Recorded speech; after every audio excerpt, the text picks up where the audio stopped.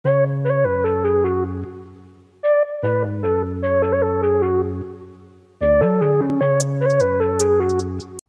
sveiki visi susirinkę į naują mano video vlogą. Tai šiandien, kaip matote iš pavadinimų, pristatysiu jums keletą prietarų. Tai šiaip sugalvojau tokį tiesiog fainą idėją pasižiūrėt, ar tikiu ar ne tais prietarais. Galbūt ir jūs išgirsite kažką tais girdėto, galbūt iš senelių, ar prosenelių, ar tiesiog tėvų. Tai iš tikrųjų aš ieškodama tų prietarų labai daug atradau, kur tikrai esu girdėjusi. Ir tikrai dauguma yra, kuriais dar vis tikiu. Tai ką, pradedam? Tai pirmas prietaras būtų: sudužęs veidrodis atneša nelaimę. Iš tikrųjų, prie šito prietaro aš turiu tokią mini istoriją. Tai kažkada buvau pas draugę numetusi veidrodį. Ten jisai, kai būdavo seniau tokie mediniai veidrodžiai, ir tą vieną dalį jinai turėjo, nes būdavo toks apvalus ir iš šonų tokie du, ir jie taip sukiodavos. Tai jinai turėjo, man atrodo, tą mažesnę dalį, ir aš buvau ją numetusi ant žemės ir jis įskilo, man atrodo. Tai aš labai bijojau, kad man čia atneš didelę nelaimę, bet aš nežinau, ar man atnešė tą nelaimę, nes čia buvo labai senai iš tikrųjų, bet visko gali būti. Toliau, niešti kairį delną, tai reiškia, kad gausi pinigų, o jeigu niešti dešinį delną, reiškia sveikinsies. Tai šitais irgi tikiu dažniausiai, kai užniešti kokį delną, galvoju, aha, ką reiškia kairys, ką reiškia dešinys. Tai dabar turėsiu kur pasižiūrėti ir žinosiu.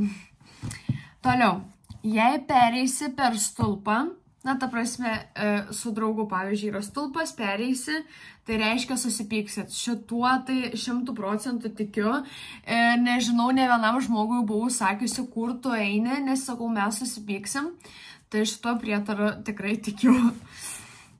Toliau, juoda katė perbėgo per kelią. 3 kartus reikia apsisukti arba 3 kartus per petį nusispjauti.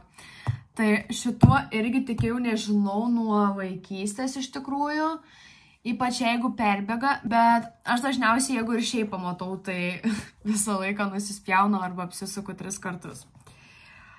Sekantis, jeigu matai vorą ryte, tai yra laimė, jei vakare nelaimė. Tai šitas irgi yra legendinis, bet jo, yra pasteisinę, manau, tikrai ne vieną kartą. Toliau, jei peilis, šakutė ar šaukštelis nukrenta ant žemės, sulauksi svečio. Tai aš esu girdėjus apie peilį, kad sulauksi vyriškos giminės svečio, bet nežinau, nepriskirčiau prie tų, kad tikiu. Taip, sekantis. Jei nubrauki trupinius ant žemės, pinigų neturėsi. Tai aš buvau girdėjusi seniau, kad tiesiog savo laimę nušluoja, bet su pinigais tai dar blogiau. Tai tikrai pamenu, kai išgirdau šitą prietarą, tai tikrai mažiau nušluodavau ant žemės trupinius. Sekantis. Jei pavasarį išgirsi gegutę kukuojant ir tuo metu neturi pinigų kišeniai, visus metus trūks pinigų. Tai šitas irgi man yra legendinis, bet dažniausiai, kai aš išgirsdavau tą gegutę ir neturėdavau nei piniginiai, nei po ranka, nei kažkur tais pinigų, tai nežinau, tikriausiai ir nesisekdavo tais laikais, bet gal kokį vieną kartą esu užtaikius, kad turėjau. Tai galvoju, pasisek šiais metais. Taip. Jei ryte išėjus iš namų pirmą sutinki vyrą, visa diena bus sėkminga, o jei moterį nesiseks. Tai šito šiaip nesu girdėjus, gal nebent iš labai senai ten močiučių laikų, bet jo, tai šituo, nežinau, netikiu. Taip, jei paukštis atsitrenkia į langą, atneš blogą žinią. Tai šito irgi nežinau, nes kažkaip nesitranko pas mane paukščiai į langą. Tai šituo irgi netikiu. Čia man pasiteisindavo labai, kai lankiau dar mokyklą, tai kai pasidedi po pagalvę knygą su užrašais, gerai atsiminsi ryte. Tai iš tikrųjų va šito aš naudodavau, nes aš mokydaus ten anglų, tarkim, kokių žodžių žodinėlį pasidėdavau, ar tai ten kokią biologiją, ar tai kokią chemiją. Tai visą laiką pasidėdavau po pagalvę ir, nu žinokit, tikrai ryte geriau atsimindavau. Tai šituo tikiu. Jeigu apdergia tave paukštis, tai reiškia laimė. Tai šituo irgi tikėdavau, bet aišku, visą laiką čia yra toks šlykštus dalykas, kai tave apdergia, bet sakydavau visą laiką, tai tau čia sėkmė, čia laimė ir taip toliau. Tai jo, šituo tikėdavau. Jei padžiausi skalbinius ir labai greitai pradės lyti, vadinasi verksi. Tai šito nežinojau. Arba yra dar vienas panašus, šituo tikiu jau labai senai ir ne viena draugė tiki, tai kad jeigu vieną dieną juokiesi labai daug, tai kitą dieną verksi. Tai šituo tai tikrai tikiu. Toliau, jei skraido žemai kregždutės, bus lietaus. Tai šituo irgi tikiu. Jei ką nors siūdamas įsidursi su adata į pirštą, vadinas greit įsimylėsi. Žinojot šitą? Reikėt badyti. Tai šito nežinojau ir priskirkim prie to, kad netikiu, nes nežinojau. Toliau, jei buvo labai įdomus toksai, jei ant nėščiosios pilvo uždėsi ranką ir sugalvosi norą, jis būtinai išsipildys. Tai šito, žinokit, irgi nežinojau. Neteko išbandyti niekada, bet galbūt reiks kada išbandyti, kai kokia draugė lauksis. Toliau, jei kviečia krikštyti, tai yra būti krikšto tėvais, neatsisakykit jokiais būdais. Nežinau, kodėl paaiškinimo nebuvo, bet tiesiog neatsisakykit jokiais būdais, nes bus kažkas blogai. Toliau, katės prausėsi, į kurią pusę jį nusisukusi, na, kai laižosi, tarkim, save, iš tos pusės ateis svečių, lauk svečių. Tai irgi toks atrodo senovinis iš tikrųjų. Taip, toliau. Kūčių ryte pirmas svečias turi būti vyras. Seksis visus metus. Nežinau šito. Ir nežinau, ar tikiu, nes dažniausiai, ta prasme, dažniausiai per kūčias tai nebūna svečių. Dažniausiai tai tiesiog yra tavo giminė arba šeima. Tai neteko kažkaip išbandyti, tai priskirkim prie netikinčių. Negalima iš lovos kairiąją koją išlipti. Nelaimė. Tai vat, kas būna, kai sako, ne ta koja išlipo iš lovos. Tai reiškia, kad nelaimingas atsikėlė, piktas ir taip toliau. Tai priskiriu šitą prie tikinčiųjų. Sekantis. Negalima dovanoti kryželio. Taip uždedamas žmogui kryžius ant pečių. Tai šitas toks gilus iš tikrųjų. Tai nežinau, šiaip su visais tais papuošalais ir panašiai, tai tikrai tikiu. Toliau yra vienas dar toks, negalima matuotis su žadėtuvių žiedo arba tiesiog žiedo jau susituokus kito žmogaus, nes taip galima pavogti laimę.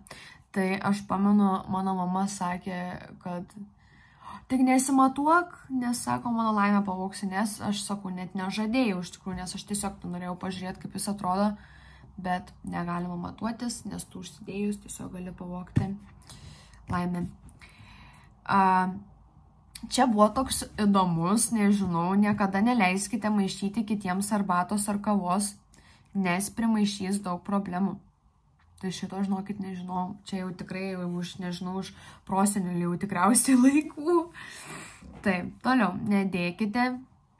Niekada nedėkit savo rankinės ant grindų, nes neturėsit pinigų. Šitas irgi yra toks gilus. Tai esu tikrai girdėjus, bet nepriskirčiau, kad tikiu juo. Toliau nedėkokit, kai palinki sėkmės, nes nepasiseks. Šituo tai 100% tikiu. Tai aš dažniausiai sakydavau prireiks, bet būdavo, kad kelis kartus pasakydavau ten ačiū, nes, tiesiog, pasakė mama, tai turi tu pasakyti ačiū. Tai žodžiu. Toliau, gerai statyti negerai statyti lovą namuose taip, kad kojos būtų į duris. Taip guli tik numirėliai. Tai šituo 100% tikiu. Ta prasme, pas mane, kai stovėdavo lovo, tiesiai į duris man būdavo taip, žinokit, nejauku miegot. Aš nežinau, jin stovėjo tikrai gan ilgai, bet tiesiog labai nemėgdavau nei, kad taip stovėtų lova, nei nemėgdavau miegot priešais veidrodį, nes pas tetą, pavyzdžiui, ta prasme, būdavo pas ją spinta ir ant spintos yra veidrodis. Aš jį visą laiką uždengdavau su rankšluosčiu, nes dažniausiai miegodavau tam kambarį ir, tiesiog negaliu, man baisu. Taip. Toliau, namuose nešvilpaut, nes prišauksi nelaimę arba velnių. Tai čia irgi žinodavau šitą iš močiučių, nešvilpauk, sakydavo, bu čia velnių prikviesi, tai šituo irgi tikrai tikėdavau. Toliau, negalima sveikintis per slenkstį, nes susipyksi, tai šituo irgi 100% tikiu. Taip pat kaip ir jeigu užlipi ant šulinio, tai turi irgi 3 kartus per petį padaužyti, nes irgi kažkokia tai ten nelaimė. Tai va šitą pamenu, dar tėtis seniau sakydavo, kad nelipk ant šulinio, oi ten tipo blogai bus. Kol realiai skaitau, dar prisimenu kažką tais iš seniau, iš tokių istorijų visokių. Toliau, nevalgyti nuo peilio. Meiliai nesiseks. Kodėl man ir nesiseka meiliai, nes valgau dažniausiai nuo peilio. Blevas skaudus šitas. Reiks susiimt. Toliau, iki naujų metų, čia tai tiesiog prisiminiau iš mamos, kai sakydavau, iki naujų metų atiduoti visas skolas. Jei neatiduosi, visada būsi skolingas tam žmogui. Tai šituo labai tikėdavau, nes aš būdavau kažkaip dažnai ten skolinga kažką tais mamai, ten tarkim kažkiek tais eurų. Ir jeigu neatiduodavau, man tokia sąžinė griauždavo, kad man nesiseks tais visais metais, nežinau. Bet dažniausiai būdavo, kad mamai. Ir paskui galvodavau, ai, tai čia mamai, tai galima ir neatiduoti. Ir tipo nesiskaito. Paskiau šitas yra irgi toks gal iš senovinio, kad negalima dovanoti vaikinui laikrodžio, nes išsiskirsit. Vaikinui vyrui. Tai šitą irgi sužinojau gal prieš kokius 4-5 metus, kad negalima ir iš tikrųjų yra tokia viena istorija, kad realiai rašydama tos prietarus prisiminiau, kad viena draugė buvo padovanojus per naujus metus ar per kalėdas. Nežinau, jei žiūri šitą video, tai tikriausiai suprasi, kad čia tikriausiai tave kaip pavyzdį duodu, bet padovanojo laikrodį. Ir jie paskiau, nežinau po kiek ten laiko, po metų gal daugiau, išsiskyrė. Tai aš kažkada irgi labai senai norėjau sabusiam seniau ten vaikinui dovanoti laikrodį, bet kai pasakė, kad negalima ten, o dieve, tai jo, bet man šiaip gal ir labai yra pasiteisinęs tom apyrankiam, nes irgi, pavyzdžiui, jeigu turi apyrankę su žmogum ir jie nutrūksta, tai nutrūks draugystė. Tai šitas irgi buvo pasiteisinęs. Vat irgi prisiminiau toks senas irgi tas prietaras. Tai turėjau irgi su savo buvusia geriausia draugė apyrankės. Aš jai buvau parvežus gal iš Palangos. Tai būdavo tos akytės laimės ar sėkmės žodžiu. Ir žinau, kad jai nutrūko ar man nutrūko, kad mes paskiau po kokių gal pusės metų nustojom, ta prasme, bendrauti ir aš galvoju, kad čia gal tai yra apyrankė. Ji mus išskyrė, nes ji nutrūko ir panašiai. Ir dar paskutinis toks, pabaigai, tikrai visų žinomas, kašukės laimė neša. Tai va, su šita gaidele ir baigiame papročius. Nežinau, kokio čia ilgumo gausi šitas video, bet labai norėjau padaryti tokį linksmą, senovinį dalyką, kad galbūt yra dar žmonių, kurie tikrai tiki. Jeigu mane žiūri vyresnieji žmonės, tai tikrai atras, kuom dar tiki ir žino tokius prietarus. Tai tikiuosi, jums patiko šitas video. Jeigu patiko, tai paspausite patinka ir būtinai pasubscribinkit mano kanalą. Ačiū labai, kad esat, ačiū labai, kad žiūrite mano video. Tai jo, nepamirškite manęs pasiekti Instagram'e ir TikTok'e. Jeigu dar nežinote, tai aš Instagram'e dar vis darau konkursą, tai galite užsukti ir jame sudalyvauti, nebekelsiu jau tos reklamos. Tai tiesiog, jeigu norite laimėti produktų iš FM išbandyti, tai galite sudalyvauti, nes spalio 20 dieną jau skelbsiu nugalėtoją, tai dar tikrai turite gan nemažai laiko. Tai va, ačiū, kad buvote šiandien su manim, tikiuosi jums patiko toks kitoks videkėlis, galite siūlyti savo idėjas komentaruose, ką norėtumėt, kad aš padaryčiau, nufilmuočiau. Ir galite pakomentuoti, ar dauguma girdėtų prietarų ir ar kažkiek tais tikite tuom iš senų laikų, kaip sakoma. Tai va. Ačiū, kad buvote, ačiū, kad žiūrėjot. Bučiuoju ir iki.